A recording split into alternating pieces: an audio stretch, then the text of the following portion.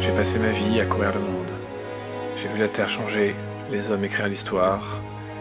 Je m'appelle Yann Arthus Bertrand. Je suis photographe et cinéaste. J'ai vu des centaines de pays, mais il en est un qui me touche en particulier. L'Algérie. Alors j'ai voulu raconter. Raconter Alger la Blanche, la Casbah, Alger qui change. Raconter 10 000 ans d'histoire qui ont forgé ce pays magnifique.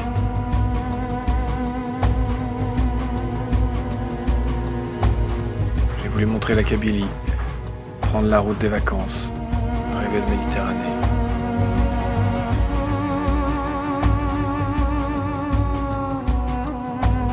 J'ai voulu raconter ces paysages somptueux, raconter la terre qu'on travaille, la douceur des plaines de la Mitidja et les courbes de l'Oranais.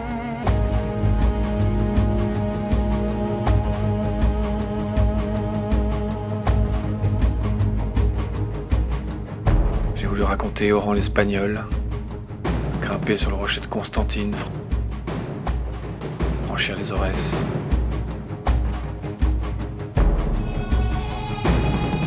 Enfin, j'ai voulu montrer l'immensité du Sahara, filmer pour la première fois les mirages du désert, voir la cité de Gardaïa.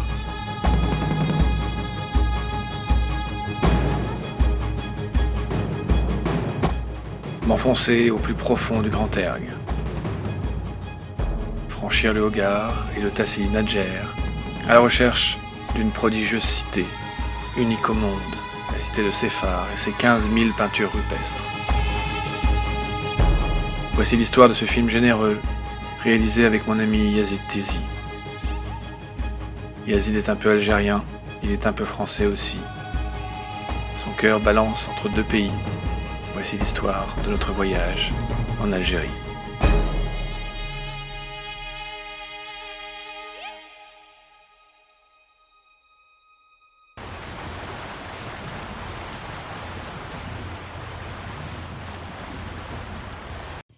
Nous voici de retour sur le plateau de Viens chez moi, j'habite à Dapayade avec notre invité Yazid Tizi. On vient de voir des images exceptionnelles du film documentaire L'Algérie vue du ciel. Et la première question qui nous vient à l'esprit, c'est comment s'est fait cette rencontre avec Yann Arthus Bertrand pour nous proposer ce magnifique reportage documentaire plus exactement. En fait, moi, je connaissais le travail de Yann depuis des années parce que dans ce milieu, tout le monde se connaît. Yann, il est reconnu internationalement pour la qualité de son travail. Moi, je ne pouvais pas travailler avec lui parce que j'étais occupé jusqu'en 2012, en juin 2012, la date à laquelle on a arrêté l'émission Ushuaïa. Yann m'a téléphoné en me proposant de le rejoindre sur ses différents projets, notamment Human, que nous avons terminé et qui sortira en septembre, Terra, qui est en montage et qui sortira en octobre pour la COP 21, et Méditerranée, qui a été diffusée l'an dernier. Et il m'a parlé évidemment de son projet qui lui tenait à cœur depuis plus de 10 ans, l'Algérie. Il avait réalisé un livre en 2006, il voulait vraiment faire ce film, parce qu'il a l'Algérie au cœur, comme beaucoup de gens ici en France. Et il m'a fait la proposition en me disant, écoute, maintenant tu te concentres sur ce dossier et tu files à Alger pour essayer d'obtenir tous les permis pour essayer de démarrer le tournage. Donc on s'est rencontrés, c'était une rencontre d'amitié, une rencontre professionnelle, mais d'amitié surtout, et surtout avec l'envie de faire un film sur l'Algérie comme on ne l'a jamais fait, quoi. Voilà. D'accord. Et quelle est la volonté, ouais, c'est quoi la volonté du film au départ en fait parce que tu as participé à l'écriture, Yazid, dessus? Oui, parce qu'en fait, je suis le exécutif de ce film et je suis aussi le co-réalisateur avec Yann. Donc, j'avais la responsabilité de l'histoire. De l'histoire tant du point de vue des images que du point de vue, si tu veux, de la narration. Le commentaire a été écrit par Michael Pitio, qui est un réalisateur talentueux. Mais si tu veux, j'ai fourni les images pour qu'il puisse alimenter avec un commentaire adapté aux images. Donc, en tant que co-réalisateur, j'ai participé à la fabrication du début jusqu'à la fin du film, au PAD, au prêt à diffuser, quoi.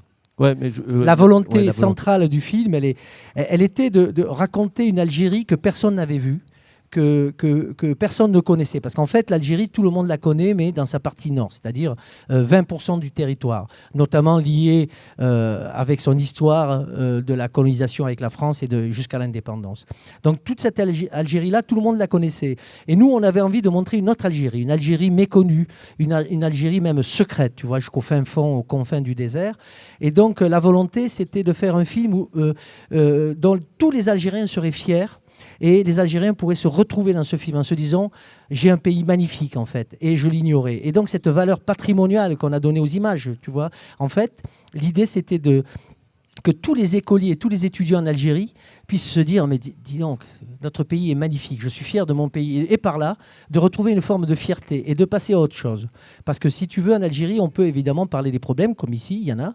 On peut parler des problèmes sociaux, des problèmes économiques, on peut parler de tout. Et nous, notre point de vue, c'était la beauté, encore une fois, vue du ciel, de montrer à travers un récit, un voyage géographique, un voyage initiatique jusqu'aux confins du désert, les origines de l'Algérie. C'est-à-dire quand on remonte au Tassili des Adjers et qu'on parle de la cité de Séphar, on parle de la préhistoire, on parle des premiers Algériens. Et on voulait montrer cette immensité, tu vois, c'est 4 fois la France, l'Algérie, c'est 2 millions de kilomètres carrés, c'est juste gigantesque. Et les Algérois ne connaissent pas Djanet ou ne connaissent pas le Tassili. Et cette volonté, c'était de se dire, tiens, on habite un pays qu'on ne connaît pas et finalement, ce pays est magnifique. Qu'est-ce qu'on peut faire pour lui finalement et on peut être fier de ça. C'était ça la volonté centrale. Et surtout un film d'amour parce qu'encore une fois, quand tu commences à respecter ton pays, tu commences à te respecter toi-même. Et changer la perception, encore une fois, c'est la même mission que Kaina TV, c'est-à-dire que, tiens, de l'extérieur, à l'international, tout le monde nous a écrit en disant mais on ne savait pas que l'Algérie était aussi belle. On ne savait pas que les Algériens vivaient dans un pays aussi beau. Donc voilà, tu vois, cette perception, elle permet d'évoluer, de grandir, de passer à autre chose. En fait, pour moi, c'est une forme, si je comprends bien, de réconciliation entre l'Algérie et les Algériens, mais à travers ça, c'est aussi une forme de réconciliation entre, puisque ça a été diffusé ici en France, une réconciliation entre les Français on va dire de première génération, les Français issus de l'immigration, avec justement ce pays à travers ces images. Et évidemment, la réconciliation, c'était un peu, si tu veux, le symbole de ce film. Yann a toujours souhaité faire un film qui pourrait réconcilier l'Algérie et la France. Alors, c'est compliqué parce que l'histoire est marquée de drames, de souffrances, mais on l'a dépassé. L'Algérie était indépendante depuis 1962, donc c'est un pays qui a 55 ans. Il faut passer à autre chose. Donc ce film, il parle de réconciliation, il parle aussi de nouveau départ, en fait. Tu vois, comment on passe à autre chose. Et cette réconciliation que souhaitait Yann, c'est-à-dire cette réconciliation des Algériens avec eux-mêmes, c'est très important parce que si tu te réconcilies avec toi-même, tu peux te réconcilier avec le monde entier et tu peux passer à autre chose. C'était ça un peu le but. Avec la France, évidemment, il faut du temps, mais elle existe déjà, puisque regarde ce qu'on est, nous. Moi, je considère que je suis un Kabyle Sevenol, tu vois, je suis né ici, tu vois, tu l'entends dans mon accent, tu vois. Il y a une phrase de Romain Gary qui dit j'ai pas une seule goutte de sang français, mais en moi coulent toutes les France, tu vois. C'est un peu ce qu'on est, c'est un peu nous, tout ce qu'on est ici. Et donc, il faut être fier de nos origines, du pays, et puis surtout le prendre comme un avantage. C'est-à-dire que nous, on a la chance d'avoir les deux cultures. Et je crois que tu disais tout à l'heure qu'on n'est pas à cheval sur deux coutumes, on n'est pas le cul entre deux chaises. On a justement deux chaises. Donc ça, c'est un atout essentiel. C'est une chance formidable d'avoir justement ces deux chaises. Hein. Bien entendu, on est assis sur le même fauteuil, nous, donc on se le partage. Pas à la différence de Yazid, bien entendu. Oui, bon, alors, tu sais qu'à Kaina, on on est aussi axé sur la partie technique. Moi, j'aimerais bien avoir un petit peu les coulisses, un petit peu du tournage. Ça nous intéresse aussi. C'est quels moyens mobiliser, quelles ont été les difficultés sur ce... Parce que j'imagine c'est 2 ans de travail, tu disais. Oui, tout c'est à 2 l'heure. ans de travail. Si tu prends le point de départ, c'est-à-dire la première réunion officielle avec les autorités algériennes, c'est-à-dire le ministère de la Culture, qui délivre les permis pour ce genre de projets qui sont quand même qui couvrent tout le pays. La première réunion, c'était il y a 2 ans et on a commencé à tourner il y a 1 an et demi. On a fait 5 sessions d'1 mois, donc 5 mois, à diverses périodes pour montrer, si tu veux, toutes les saisons et puis pour donner du corps à la narration, c'est-à-dire au récit. On était dans un voyage donc avec ces saisons. Et la technique, elle est centrale. Tu sais que la technique, vous le savez ici à Caïna, si tu arrives à t'émanciper de la technique, après tu t'intéresses qu'à l'artistique. Donc la technique sur l'Algérie vue du ciel, elle est simple. C'est un hélicoptère et une caméra Cineflex. Une caméra Cineflex, c'est quoi ? C'est une caméra qu'on fixe sur un hélicoptère, une caméra gyrostabilisée que l'on pilote de l'intérieur de l'hélicoptère avec un écran de contrôle, avec un joystick, tu vois, comme en régie. Et donc tout se fait à l'intérieur de l'habitacle de l'hélicoptère et tu peux filmer selon la vitesse de l'hélicoptère avec le zoom où c'est 4x40. Et si tu veux, la technique, elle est basée sur la fluidité de cette caméra et sa stabilité, qui peut donner, qui donne des images somptueuses, comme vous avez pu le voir, et qui raconte une histoire, parce qu'en fait, c'est le procédé ralenti qui est important. On tourne tout au ralenti pour justement donner du temps à chaque personnage, à chaque décor de s'installer. Et donc ça, c'est important. Donc la technique, elle se résume à un très bon hélicoptère, à un très bon pilote d'hélicoptère et une bonne coordination avec le caméraman et nous dans l'habitacle. Et en termes de moyens humains pour... C'est énorme parce que dans l'hélico, nous étions 4 avec la caméra, mais au sol, on avait une équipe logistique d'appoint qui était composée essentiellement d'Algériens.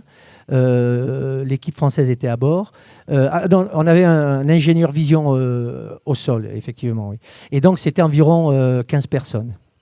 15 personnes pour nous accueillir, pour préparer les arrivées, les atterros, les refuelings, les relations avec les autorités, avec les wilayas, informer les autorités. Comment ça s'est passé, ces relations avec les wilayas?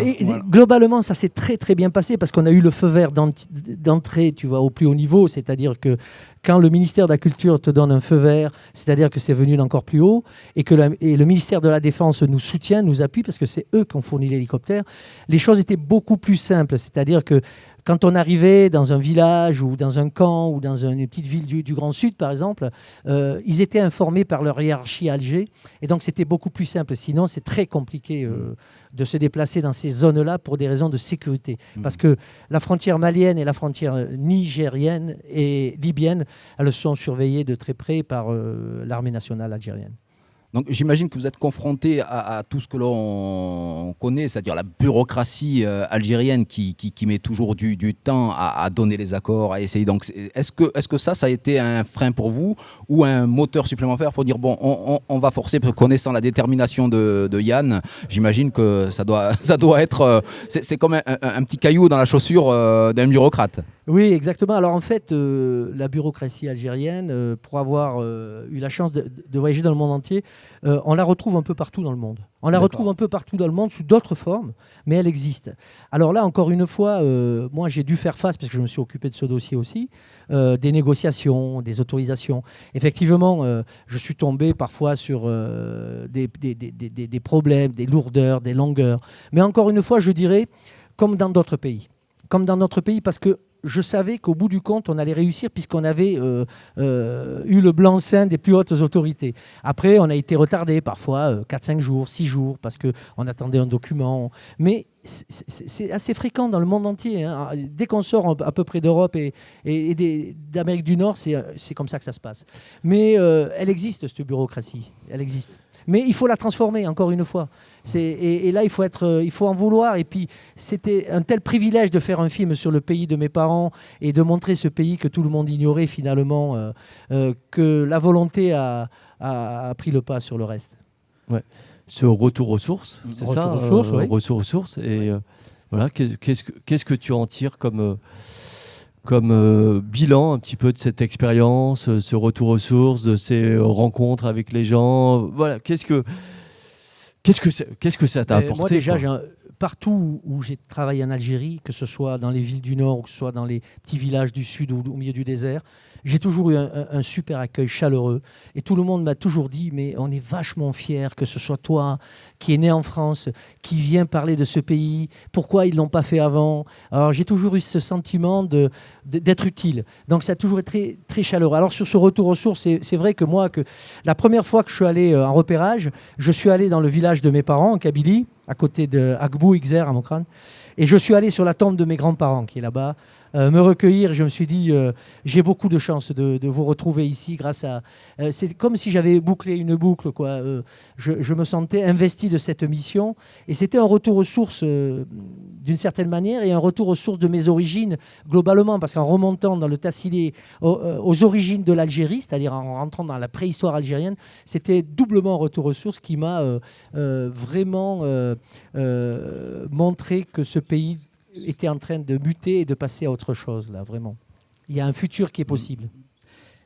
Et moi, j'aimerais rajouter, qu'est-ce que tu aimerais qu'aimerais-tu que ce document suscite chez le public?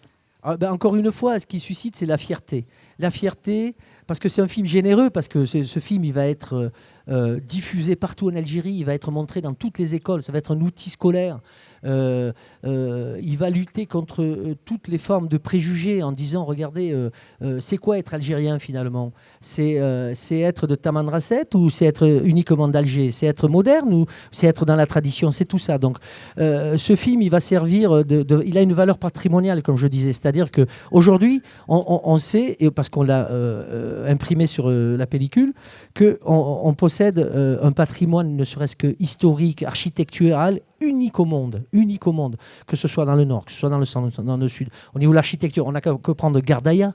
Gardaïa, c'est juste un modèle d'architecture qui a su lutter contre la chaleur du désert, contre les vents du désert, et où il fait frais dans la maison, contrairement à ici. Exact. Il y a un petit vent frais qui vient peut-être de... Et donc, la valeur, les vraies valeurs, c'est ça, c'est la fierté d'être algérien à travers ce film, la fierté de cette Algérie, et qui va servir à s'ouvrir sur les autres. La fierté, ça ne sert pas uniquement à soi-même. Hein.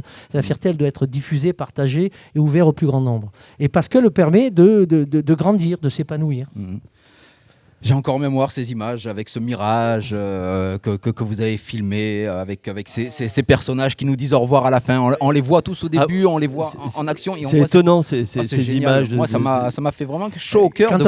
Quand on a cherché la conclusion, on se disait, mais comment terminer un film sur l'Algérie avec tout ce qu'on a raconté, parce qu'on a parlé à peu près de tout, de manière allusive dans le commentaire. On a parlé des générations, des conflits générationnels, de l'immigration, des pieds noirs, de la colonisation, de l'indépendance, de la problématique algérienne aujourd'hui.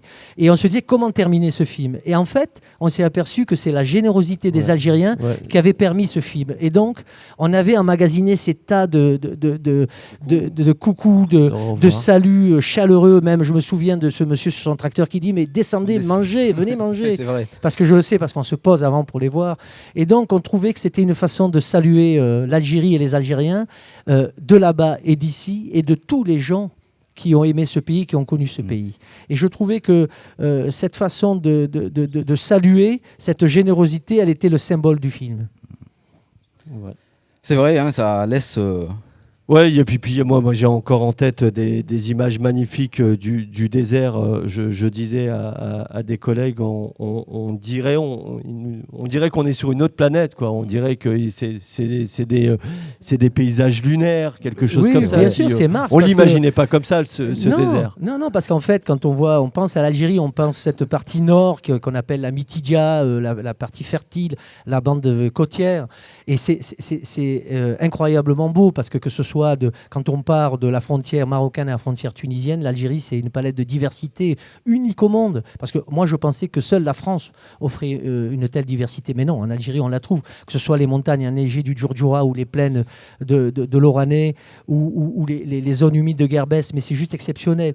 Et quand on part au sud et quand on part sur une autre planète, effectivement, parce qu'on a l'habitude de dire, c'est quoi l'Algérie? Ce sont des montagnes blotties entre une mer bleue, la Méditerranée, et une mer jaune, le Sahara. Et dans cette mer jaune, le Sahara, il y a des trésors. Jamais la géologie n'a fait mieux. C'est-à-dire, quand on voit le Tassili des Adjers, on ne peut que pleurer de beauté. Et à côté du Tassili des Adjers, il y a une région qui est rouge, qu'on appelle le Tadrart rouge, à la frontière de la Libye. Ben, c'est la planète Mars. Et c'est là que naît finalement l'humanité, parce qu'on peut considérer que si on part de 10 000 ans pour ces gens qui ont peint ces peintures rupestres sur les murs de la cité de Séphar, les études ont montré qu'on pourrait remonter, comme avec Toumaï ou Lucie, à 4 millions, voire 7 millions, voire plus, parce que les recherches ont été stoppées suite aux problèmes liés à la décennie noire. En tout cas, un film documentaire plein de générosité, plein d'amour, plein de passion, plein de valeurs à transmettre. Hein. Qu'on invite à retrouver donc sur YouTube, ce documentaire qui sera en ligne ou qui est déjà en ligne. Je crois qu'il est en ligne, mais la production va aussi le mettre en ligne pour tout le monde. Et puis il va tourner, il va circuler, on va le montrer à tout le monde. Déjà, il va commencer aussi en Algérie. C'est très important que toutes les scolaires... Traduction, là, il y a une traduction qui est en train de se faire. Oui, là, voilà, les traductions en arabe classique, en dialectal, en berbère. Bien sûr, ça c'est terminé, ça se termine ce soir, quoi, en fait. Voilà. D'accord. On va conclure sur... On me dit que ça va pas tarder à couper, hein, parce qu'on pourra en parler pendant des heures, mais... Moi, je voulais un petit mot pour vous remercier tous, toute l'équipe de Kaina TV, et puis Viens chez moi, j'habite à La Paillade. Déjà, ce titre, moi, je trouve ça juste succulent. Et c'est vraiment le symbole et l'incarnation de toute notre démarche. C'est-à-dire que si tous les jeunes des cités, si tous les jeunes de La Paillade ou d'ailleurs voient cette émission et qu'ils comprennent à travers peut-être mon parcours ou votre parcours, que tout est possible, qu'en fait, ne pas être fier de soi-même, être fier de qui on est, fier de ses parents, fier d'être algérien si on est algérien ou du Maghreb ou d'où on veut. C'est important de ne pas baisser les bras, même si on habite dans des quartiers plus sensibles que d'autres, même si on n'a pas fait d'études, y croire, ouvrir le champ des possibles, et puis c'est ça le vrai message. En tout cas, merci beaucoup Yazid. On va terminer sur ces belles paroles sur lesquelles on est tous d'accord. Voilà, c'est ce qu'on essaye de faire à Kaina TV. Exactement, avec tous les participants. On remercie d'ailleurs tous ceux qui nous ont accompagnés aujourd'hui, qui ont permis la réalisation de cette émission. On a un petit livre d'or, Yazid, si tu veux bien écrire quelques mots dessus. Et puis on a un petit... on va t'offrir un petit t-shirt, un t-shirt de Kaina. Cadeau, voilà, on ne sait pas comment te remercier. Merci. Voilà, il y a un petit t-shirt de Kaina. Hop. Et je rappelle que dans ton actualité, prochainement, d'après ce que tu m'as dit, le 12 septembre sortira le film Human, hein, en réalisation avec Yann Arthus Bertrand, c'est ça ? Oui, c'est ça. En fait, avec Yann, on a réalisé 4 films. Méditerranée, qui a déjà été diffusé l'an dernier, diffusé sur France 2. Algérie vue du ciel, là, qui a été diffusé le 16 juin. La prochaine sortie, c'est Human, le 11 septembre à l'Assemblée générale des Nations Unies. Il sera présenté lors de l'Assemblée annuelle et il sortira le 12. Ensuite, ce sera Terra qui sortira pour la COP21. C'est un film qui est dédié à la cause environnementale et écologiste de Yann et surtout sur le réchauffement climatique. Bon, super. On suivra ça de très près. Merci. Mourad, je te laisse conclure. Regarde, cette caméra là-bas qui est là-bas. Merci Akli. Merci Yazid d'être venu, parce que ça nous a fait vraiment plaisir d'accueillir un enfant du pays d'ici et d'ailleurs, hein, de l'autre côté de la Méditerranée, j'entends bien. Et tu es ici chez toi, tu viens quand tu veux. Et notamment, tu nous as dit que éventuellement, on aura peut-être le plaisir de voir Yann Arthus Bertrand pour la sortie du Human, qui viendra peut-être nous faire un petit coucou en ta compagnie, bien entendu. Bien sûr, je vais lui en parler et il se fera un plaisir de venir quand il présentera à Montpellier. Je parlerai aussi à Nicolas quand il sera dans la région. Et moi aussi, encore merci à toute l'équipe, à Estrelle, Nanar, Domi, bien sûr, vous, mes chers présentateurs de cette émission que j'aime beaucoup. Merci à toute l'équipe technique qui travaille dur sur le soleil. Merci Yazid.